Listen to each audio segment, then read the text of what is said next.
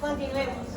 Entonces, ya vimos las células de proyección, que son las neuronas piramidales. Después vimos las neuronas estrelladas, que aunque son interneuronas, son glutamatérgicas. Por eso las expliqué primero, para que nos quede en la cabeza que esas dos son glutamatérgicas excitatorias, y ya el resto que vamos a ver son las que son de características que expresan como neurotransmisor GABA, que son inhibitorios. Nuevamente les repito, entonces, las piramidales más dendritas, un solo axón, mientras que las interneuronas van a tener menos dendritas y un axón más arborizado, que es donde ellas van a hacer su ejecución. ¿Me siguen hasta ahí? Sí. Aquí es donde las cosas empiezan a complicar un poco, y es que existe un tipo de clasificación de las interneuronas. Como que no es suficiente que sepamos que son inhibitorias, sino que también podemos clasificarlas dependiendo de su bueno, el neurotransmisor todas son GABA, pero digamos específicamente de la proteína que va a estar relacionada con esa función GABAérgica. ¿Se acuerdan que en la clase pasada habíamos hablado y habíamos mandado a preguntar qué eran parvalbúmina positiva, calvinina positiva y carratinina positiva? Que son las proteínas que están de acuerdo a la unión al calcio. Hasta ahí me van siguiendo, ¿cierto? Nosotros, o si lo buscaron o no lo buscaron, habíamos visto que las que son parvalbúmina positivas son, digamos, aquellas que son filogenéticamente más nuevas. Las calvindinas son un poquito intermedias y las calretininas son las más antiguas. Yo entonces puedo clasificar mi grupo de interneuronas en aquellas que son parvalbúmina positivas, también las puedo clasificar en aquellas que son positivas para calvindina, somatostatina y neuropéptido Y. ¿Hasta ahí me van siguiendo? Ok. Las otras, que son las más antiguas, que vienen siendo calretinina, el péptido vasointestinal y la colecistequinina, que es esta que estamos viendo acá abajo, CCK. ¿Hasta ahí me siguen todos? Ahora resulta que a partir de esta función neuroquímica, yo voy a ajustar los tipos morfológicos y la función neuroquímica acá. Cada vez se va haciendo un poquito más complejo el cuadro. No, mejor. ¿Qué? O sea, que tiene, no entiendo la relación entre la antigüedad como la función. O sea, Las que son más nuevas tienen funciones más inhibitorias, por así decirlo, son fuertemente inhibitorias, y al ser más nuevas son más especializadas. ¿Sí? Como que lo nuevo es más tecnológico, por así decirlo, y lo antiguo es menos tecnológico, reduciendo pues el contexto, el concepto vulgarmente. ¿Me siguen hasta ahí? Entonces, miremos lo siguiente. De acuerdo a la morfología, yo tengo un tipo de células interneuronas que son células de Vázquez o células en cesta, y tengo unas células que son de tipo candelabro. Las células en cesta se llaman así. ¿Ustedes saben por qué se llaman células en cesta? porque se ven así como los nidos. Porque se ven como si fuera una especie de nido, exactamente. Entonces el axón hace como si fuera una red de esas de baloncesto y envuelve a la piramidal. ¿Me van siguiendo hasta ahí? Después yo tengo los tipos de células que son células en candelabro, y ellas se llaman células en candelabro porque la morfología se ve como esos candelabros antiguos. Ustedes los han visto, que es un cuerpo acá y unos candelabros que van hacia alrededor. ¿Me siguen? Sí, señor. ¿Podría repetir las células en cesta? Las células, pero igual esto es solo lo rápido, igual ya ahorita vamos a hablar específicamente de las células. La que lo menciono es como para que nos ubiquemos un poquito en el cuadro. Yo tengo entonces que aquellas que expresan somatostatina, calvindina y neuropéptido Y van a ser las neuronas de tipo neurogliaforme, que se llaman así porque se parece a quién, a las glías. Las células de Martinotti, ¿quién recuerda o qué buscaron? ¿Qué hacían las células de Martinotti?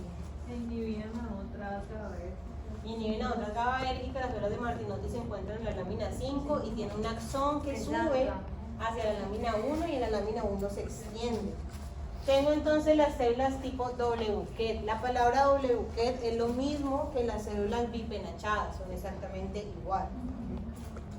Aquellas entonces que van a expresar péptido vasointestinal, calretinina y colecistequinina van a ser también WKET, en cesta, algunas llamadas arcades bipolar y las células llamadas células de Cajal Rexus.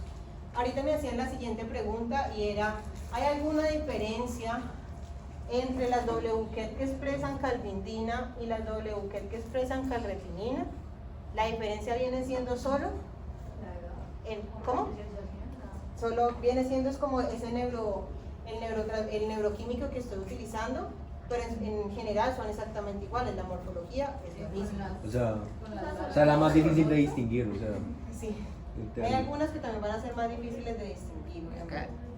Ahora viene lo siguiente, no solo me basta con saber cuál es el neuroquímico que ellas usan para la inhibición, ni tampoco saber cómo es su morfología, sino que yo también puedo clasificarlas dependiendo del target sináptico, es decir, hacia dónde van a ejercer su poder inhibitorio. Si ustedes se fijan, el poder inhibitorio va a estar relacionado básicamente con somas, dendritas y unas con el axón. Les hago la siguiente pregunta. Si yo tengo una neurona piramidal, que digamos es ella, y yo quiero inhibirla, ¿dónde debería yo hacer el contacto para que se inhiba? Cono. Y- Cono. Antes del cono. Cono ¿Dónde axónico. sería mejor? ¿Qué creen ustedes? En el cono. ¿Por qué en el cono? Porque ahí es donde se suma el potencial Porque en el modulado y cono ya potencial se umbral. inicia el potencial de acción. Entonces, aquella neurona que tenga su target sináptico sobre el axón es la que va a tener el mayor poder inhibitorio. Y si yo me voy aquí, entonces, ¿cuál sería? La ciudad de Candelabro, que expresa parvalbúmina fosa. Sí. ¿Hasta ahí me van siguiendo?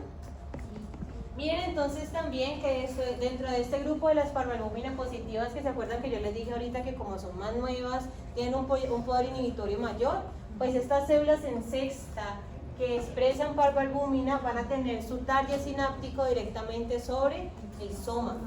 ¿Listo? Y también es lo que estábamos diciendo ahí. Si yo inhibo en el segmento inicial del axón donde se despolariza la membrana, seguramente ahí corto las. Pero también si lo hago sobre el soma, también voy a tener un gran poder inhibitorio. Por eso estas son genéticamente más nuevas, con un poder inhibitorio mucho mayor. O sea, no sé si lo vas a decir después, No, pero, tranquila. pero entonces digamos no entiendo por qué digamos ahí las de WGED y las otras también están en soma y en Pero ya vamos a ver específicamente cómo en el soma. Ah, ok. ya. ¿Listo? Porque una cosa, y es lo que estamos viendo ahorita, las células en cesta mandan su red para envolver todo el soma del axón, para envolver todo el soma de la piramidal, perdón. Uf, es que me perdí feísimo. Perdón, todo el soma de la piramidal. Ok, ya. O sea, ellos como que lo rodean y ya. Lo rodean y ya no, lo Bueno, rodean lo rodean y ya. Ahorita que estemos viendo específicamente las neurogliaformes, nos vamos a dar cuenta que la inhibición, aunque caiga sobre el soma, no es una inhibición directa sobre el mismo. Y también entonces puedo clasificarlo dependiendo de los receptores que van a donde van a estar llegando estas neuronas. Esto es para que les quede a ustedes como una especie de resumen para que ustedes entiendan qué es esto que nosotros estamos viendo. Todo lo que tiene que ver con la actividad cortical va a ser un equilibrio entre la excitación y la inhibición. 80% excitatorio, 20% inhibitorio, que va a tener que estar regulando la función de la piramidal para que se produzca lo que en última nosotros entendemos, lo que estábamos preguntando al principio, las funciones corticales, que es prácticamente todo lo que hacemos. Aquí entonces yo puedo ver como de manera gráfica a dónde están llegando, pero vamos a hacer un ejemplo uno a uno. Las primeras células que vamos a ver son las células en candelabro. Si ustedes se fijan en lo que les estaba mostrando, tengo un soma y entonces lo que se arboriza hacia los lados, ¿qué vendría siendo? ¿La dendrita o el axón? El axón. Entonces esta célula en candelabro, lo que ustedes están viendo aquí, eso que está en azul es el axón y ustedes ven que este axón tiene pequeños punticos. A esos pequeños puntos se les van a llamar cartuchos. Esos cartuchos van a ir directamente para pegarse en el segmento inicial del axón. ¿Hasta ahí me van siguiendo? Pero segmento inicial de la acción no es cono. ¿Cómo? ¿Es cono o no es cono segmento inicial? Ok. Sigo. Miremos entonces lo que estábamos hablando del tipo de las células en cesta. Las células en cesta pueden variar. Hay unas que son mucho más grandes, hay unas que son mucho más pequeñas, de acción local y de acción más prolongada. Si yo me fijo, estas células en cesta, como ustedes están viendo ahí, su axón va a formar, como les estaba mencionando ahorita, una especie de red que va a envolver prácticamente ¿a quién? al soma de la piramidal. Por eso es que decimos que esta inhibición también es bastante efectiva, porque estoy atacando directamente, el target sináptico va a ser sobre el soma de la piramidal que está mandando la excitación. ¿Hasta ahí me siguen? Las células que son de tipo W Buquet, ustedes están viendo estas que están aquí. Estas células de tipo W Buquet se ven más o menos de esta morfología, tienen un único cuerpo y va a tener entonces un proceso axonal que sale hacia arriba y un proceso axonal que sale hacia la parte de abajo. Ese W Buquet o bipenachadas o penacho va a estar lleno entonces, como estamos viendo aquí, de puntos de unión. Para llegar entonces directamente, su target va a ser hacia las dendritas de las células piramidales. Las células bipenachadas o de doble Buquet se van a ubicar de manera vertical. ¿Me siguen hasta ahí?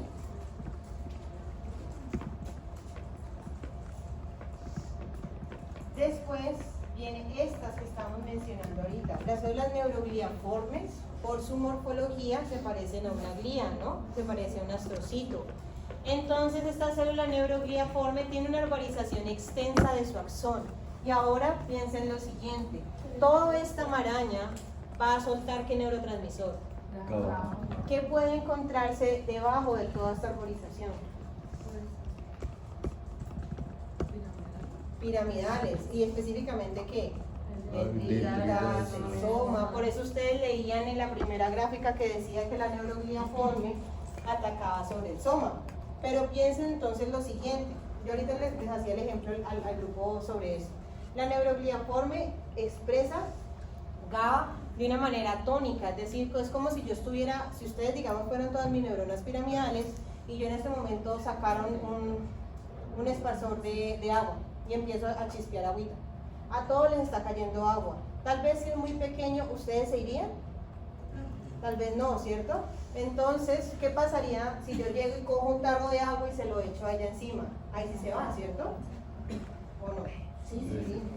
Eso es lo que hace la neurogliaforme. Ella hace una inhibición tónica, es como si estuviera regando en todo el espacio GABA para poder entonces regular esa inhibición. Pero no es tan fuerte ni tan específica porque no estoy llegando a una célula particular, como suavecito. ¿Hasta ahí me van siguiendo? Ok. Entonces su target sináptico van a ser principalmente dendritas y algunos somas que obviamente se encuentren ahí dispersos en el espacio. Cuando hablo de las células de Martinotti, era lo que les estaba diciendo ahorita. Las células de Martinotti van a tener su soma específicamente en la lámina 5, o algunas reporta que también se encuentran en la lámina 4. Esa célula de Martinotti tiene su soma ahí y va a lanzar su axón hacia las capas supragranulares para ubicarse específicamente en la lámina 1. Entonces, si ustedes ven, ella asciende y solo es hasta que llegue a la lámina 1, ella se expande. ¿Hasta ahí me van siguiendo? ¿Para qué serviría la inhibición de esa célula de Martinotti? Entonces pensemos en lo siguiente. Digamos que ella es una neurona piramidal que tiene su dendrita apical que va hacia qué lámina. 1. Acá, otra piramidal con una dendrita apical que va hacia la 1. Otra piramidal con su dendrita apical que va hacia la 1. Si yo quisiera inhibir a estas tres al mismo tiempo, digamos que fuera una célula en cesta, me tocaría ir primero con ella, ir después con él, e ir después con él. Pero yo puedo entonces, subirme la mano, Daniel, por favor, subirme la mano. Entonces, lo que yo puedo hacer es inhibir toda esta hilera de piramidales gracias a esa célula de Martinotti. Ella se encuentra en la 5, sube a la 1 y coge todas las dendritas apicales y las inhibe. ¿Hasta ahí vamos bien? Pero lo mismo que estamos mencionando ahorita, el poder inhibitorio no es tan fuerte si yo ataco sobre la dendrita, porque piénsense que si aquí está la... ¿Cómo? O sea, es como que alcanzan a generar ese potencial de acción, pero simplemente ya en la dendrita para, o sigue normal o no es tan fuerte. Pensemos que todos los potenciales de acción se tienen que estar sumando para que se dé el potencial de despolarización, ¿cierto? Si yo estoy aquí e inhibo la dendrita apical, pero todavía tengo entonces acá mi dendrita basal todavía funcionando incluso sobre el mismo soma. ¿Será que esta sola inhibición va a poder con esto? No. ¿Cómo? O sea, yo necesito tener que sumar todas varias inhibiciones para que no se pueda polarizar la membrana. ¿Hasta ahí me van siguiendo? Sigo. ¿Qué otro tipo de interneuronas me puedo encontrar? Yo voy a encontrarme una célula bipolar, que es como esta, que también puede estar a lo largo de varias de las láminas. Tiene entonces un soma con un cuerpo que tiene unas fibras hacia arriba y hacia abajo. Y adicionalmente voy a encontrarme esta célula que se llama la horizontal de Cajal-Retzius. Las células horizontales de Cajal-Retzius se encuentran única y exclusivamente en la lámina 1. No la puedo encontrar en ninguna otra lámina. Las células de Cajal-Retzius tienen un papel fundamental en el periodo perinatal. Es decir, que la célula de Cajal-Retzius es la que va a estar expresando relina. Relina. Donde te va diciendo dónde te vas a distribuir. Ahorita les decía también al otro grupo que pensaran en la relina como si ustedes han escuchado el cuento de Hansel y Gretel. Sí. Que van dejando un rastro de migas de pan para que los niños puedan regresar al camino. Básicamente eso hace la célula de Cajal-Retzius. Ella migra primero y una vez ella se ubique en la lámina 1 empieza a enviar relina, que vendrían siendo estos pasitos para que las neuronas en desarrollo vayan ubicándose donde tienen que posicionarse. Por eso se cree que las células de Cajal-Retzius no tienen tanta función de manera postnatal, porque ustedes ya saben que las células no se siguen diferenciando después del periodo postnatal, pero todavía se sigue buscando qué tipo de marcador ella puede estar expresando, solo que como son tan pequeñas en el adulto que casi no se alcanza a diferenciar qué están expresando. Creo que fuera de las de Cajal, las de Martinotti, las estrelladas espinosas, el resto están como en todos los lugares. Las estrelladas espinosas están en la lámina 4. O sea, fuera de... No, me refiero como fuera de estas que están en lugares específicos, el resto están en general. Por Ahora ahí. vamos a ver un cuadro donde mostramos preferiblemente en dónde se ubica. Ah, ok. ¿Listo? ¿Me van siguiendo hasta ahí? Sí, señora. El cuadro. Ah, gracias. Entonces, miremos lo que conocemos. Células estrelladas espinosas ubicadas principalmente ¿en qué lámina? En la lámina 4, que habíamos dicho que eran glutamatérgicas y que iban entonces a recibir adherencia a esta lámina. Habíamos mencionado que la célula de Martinotti la encontrábamos el soma en la 5 y su axón lo iba a encontrar ¿en dónde? En la 1. Muy bien. Tengo entonces acá, hay algunas neurogliaformes que se encuentran en la lámina 1 y algunas neurogliaformes que se encuentran en la lámina 5. Hay algunos reportes que también mencionan que la neurogliaforme también expresa relina, pero entonces ustedes me van a decir, no me acabaste de decir que no iba a necesitar relina porque en los adultos no hay procesos de diferenciación, pero esta relina me ayuda en los procesos de plasticidad sináptica. Y recuerden ustedes que la plasticidad sináptica se sigue produciendo después de los periodos postnatales. Las células en candelabro, que ustedes están viendo acá, me las encuentro en la lámina 5 y me las encuentro en la lámina 3. ¿Por qué creen que van a estar ahí? Porque la 3 era la que se enviaba señales ¿Y diferentes. qué neuronas están en la 3? Piramidales. ¿Y cuál es el blanco sináptico de las células en candelabro? El axón de la piramidal. Recuerden que el candelabro es al segmento inicial del axón, cono axónico, y las células en cesta son las que van a ir hacia dónde? Hacia el soma. Por eso también las veo aquí en la lámina 5, también las veo aquí en la lámina 3 e incluso las puedo ver en la lámina 6, porque en la lámina 6 también había ¿qué? Hay todo. De todo, piramidales modificadas, otro tipo de células hay. Las células, por ejemplo, bipolares y WK se van encontrando preferiblemente en estas zonas supragranulares, como 2 y 3. ¿Me van siguiendo todos hasta ahí? Otro ejemplo de regalo para que les quede usted ahí para que de pronto sea un poquito más gráfico y ustedes puedan identificar ¿Cuáles son los blancos sinápticos de esas interneuronas? Y vamos a hablar un poco sobre la inhibición laminar y la inhibición columnar. Prestemos atención a lo siguiente. Si yo hablo de inhibición laminar, estoy haciendo referencia a las láminas, que son las que se distribuyen de manera horizontal. Muy bien. Entonces, yo puedo observar la acción de mi interneurona GABAérgica dependiendo de cómo ella se organiza en la lámina cortical. Por ejemplo, yo tengo una activación, una inhibición de tipo intralaminar. La palabra intralaminar quiere decir que está dentro de ¿quién? De la lámina. ¿Qué tipo de interneurona pudiese hacer esta expresión? Basket. ¿Qué otra? ¿Cómo? ¿Cómo? Pero la neurogliaforme sería tan específica en una sola lámina. Entonces la bipolar. ¿Pero en una sola lámina? Porque la bipolar es así larga. ¿Cómo? Cajal sería así larga. Candelabro y cesta, que son dependientes específicamente de la neurona piramidal. Este tipo entonces, de forma intralaminar, que voy entonces a hacer todo mi poder inhibitorio sobre toda la lámina. Martinotti, Cajal, ¿cuál más?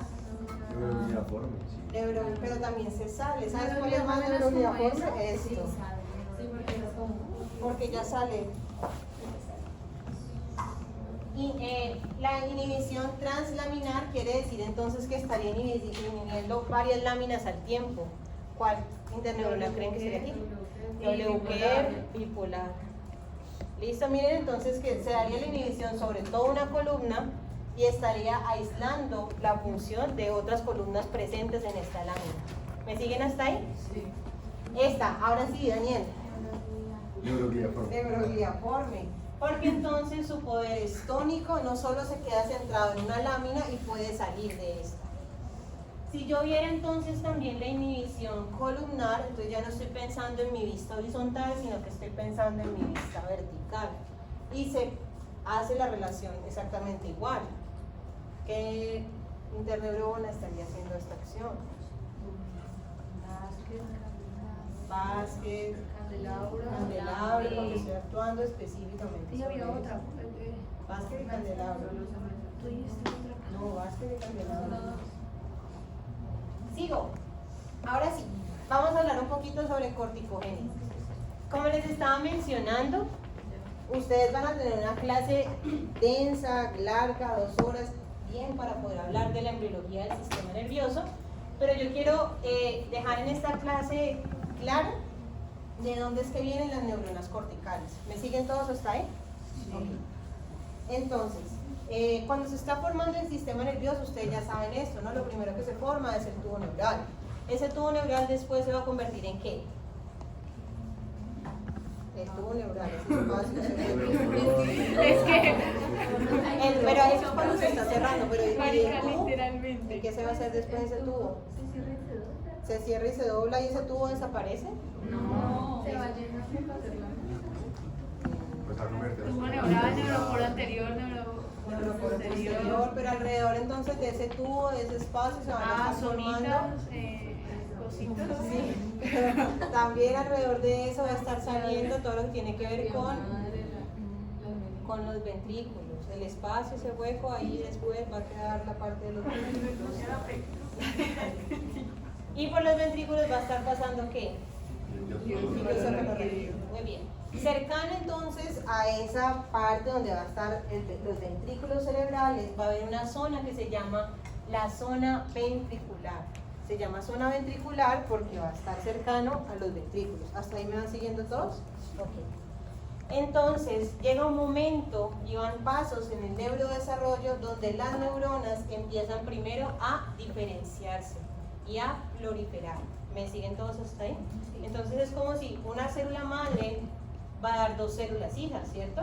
Una de una forma y otra de otra forma. A esta división le vamos a llamar división simétrica.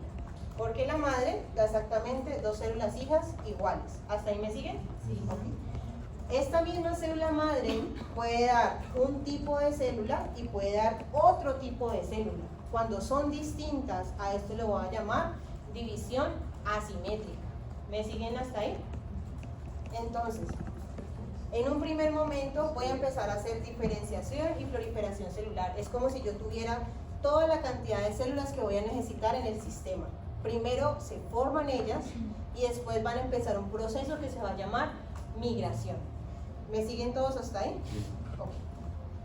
Entonces miren que todavía no he salido. Toda esta parte de la zona ventricular es donde se van a quedar todas esas células que empezaron a diferenciarse.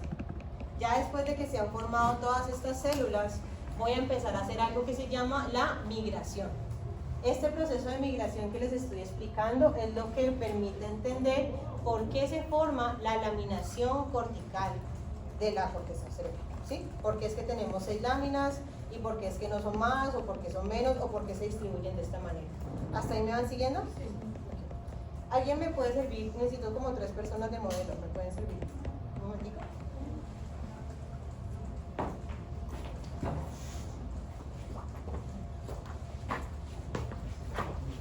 Listo, acá. Entonces, pensemos que en un primer momento había una célula madre y ella empezó a generar una proliferación celular donde salen más células hijas. ¿Hasta ahí vamos todo bien? Ok. Dentro de esas células hijas que proliferan va a migrar una de primero, que se va a llamar la célula de Cajal-Retzius. Ella es la primera que migra y se va a ubicar en la lámina 1, que es la lámina que está más cerca ¿a dónde? A la pia madre. A la pia madre. ¿Todos me van siguiendo hasta ahí? Listo. Como dijimos que la célula de Cajal-Retzius era la primera que migraba, ella lo que va a hacer entonces es de empezar a expresar ¿qué marcador? Relina. Entonces ella expresa relina. ¿Para qué? Para que las células entonces siguientes sepan hacia dónde se tienen que ubicar. Todavía no. ¿Hasta ahí vamos bien? Entonces pensemos lo siguiente. No es suficiente con que la célula de Cajal-Retzius envíe relina, sino que también viene otro proceso súper bonito. Necesito una persona más que me puede colaborar.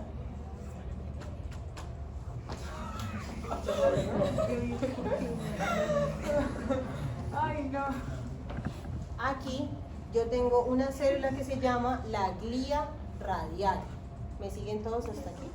Se llama glía porque es una glía. ¿Cómo? También sale en las divisiones primarias. O sea, cuando empiezan a proliferarse, se diferencian en glías, que van a ser después astrocitos, protoplasmáticos. Pero esa no la vimos. No. Porque son. Porque sí. Ella solo está presente en el primer momento. En el sistema nervioso se mueren muchas cosas. Por eso le estoy diciendo. A lo que voy es que cuando se empiezan a proliferar las neuronas, hay unas que van a ser glías y hay otras que van a ser neuronas. Las que van a migrar son las neuronas. ¿Hasta ahí me van siguiendo? Sí. Entonces, hay una glía que se va, estírate por favor un montón. Hay una que se va a llamar la glía radial. ¿Recuerdan ustedes cuál es la función de la glía? Pues Igual de todo. Ayudar a las neuronas, exacto. Dentro de todas las funciones que tiene la glía, ella tiene una función fundamental en el neurodesarrollo y es que va a ayudar a que las neuronas bebés lleguen hasta donde tienen que llegar. ¿Listo? Entonces lo que hace la glía radial es esto que ustedes están viendo aquí. Ella parte de la zona ventricular y saca un proceso largo que va a llegar hasta la lámina 1. Entonces por eso te decía que tienes que estirar. Y miren esto, lo que va a hacer la neurona en desarrollo es un proceso de motilidad celular. Ella se envuelve alrededor de la glía. No, un abrazo no, y llega hasta acá. Entonces miren que si acá está la lámina 1, ella llegaría a ubicarse acá, que vendría siendo ¿qué lámina? 2. Viene la siguiente. Y ella se envuelve, se enrosca y llega acá. ¿Qué sería entonces? Y si tengo otra sería 4. Y si tengo otra, 5. Y la última, por eso es la 6 en la capa plexiforme, ya no hay tanta relina y por eso ella se ubica donde quede. Exacto. Y esta célula, esta glía radial, cumple su función y se retrae. No. Es fundamental. ¿Hasta ahí me van siguiendo? Sí. Okay. En este momento explicamos proliferación neuronal y explicamos migración neuronal. ¿Qué quiero que se les quede a ustedes que es importante y que es diferencial entre las células piramidales y las interneuronas? Las células piramidales migran de forma tangencial. Si ustedes están viendo ahí, ellas van a migrar desde acá hacia arriba. Mientras que las interneuronas, ¿se acuerdan que mencionamos que tenían un origen distinto? Las interneuronas van a migrar de manera radial, tangencial las piramidales, radial las interneuronas. Entonces esta vez a las que llamamos radial. Ellas primero hacen una curva horizontal y después se vienen ubicando entre los espacios que quedan de las piramidales. Exacto. Por eso es que también hablamos que las interneuronas tienen una ubicación específica laminarmente. ¿Vamos bien hasta ahí? ¿Preguntas sobre eso? ¿Cómo era que se llamaba la que se moría? La glía radial. Gracias. Esto es básicamente lo que les estaba explicando. Ellas de verdad, literalmente cogen la glía y empiezan a enrollarse alrededor de ella. A ese proceso se le llama locomoción. Locomoción. Y llegan entonces acá. Por eso también cuando la corteza termina de ubicarse, la célula de Cajal-Retzius deja de expresar relina porque ya no hay más células las cuales tienen que llegar hasta ese punto. Digamos, uno puede tener como una terapia, ¿Qué? una terapia regenerativa. ¿Una terapia génica o qué? Sí, en algo. Porque regenerativa de esos de Bueno, suero génica, que no, hace que génica. salgan más neuronas, no. Génica, sí, algo, por ejemplo, que le ponga una. ¿Cómo es? Relina. No, la célula. ¿Glía radial? No, rey. La neurona. Cajal-Retzius. Pero es que No Cajal-Retzius se solo me podría va a ubicar en expresar. un punto para que exprese relina. Y expresa relina, pero ¿y dónde van a salir las ¿De dónde neuronas? voy a sacar más? O sea, sí, pero es que esa era mi pregunta, si había una posibilidad. Habría que modificar más cosas. Igual hacia allá está el futuro, ¿no? Y la de Sobre terapia eso génica que estamos- estabas diciendo, ¿Qué? que cuando él te preguntó por qué pensaste. Podría ser una posibilidad. O sea, hoy en día lo que se está trabajando es en cultivos celulares. Entonces lo que hacen es inyectar células en desarrollo, en tejidos de cerebro, y empiezan a colocarle todos los factores morfodiferenciadores y empiezan a ver si logran generar nuevos tejidos. Sigue siendo obviamente muy experimental. Un ratito. ¿Ah? Un ratito. En ratis. O en cultivos celulares, que es solo una caja de Petri con unas células ahí. Y con eso acabamos. ¿No ves?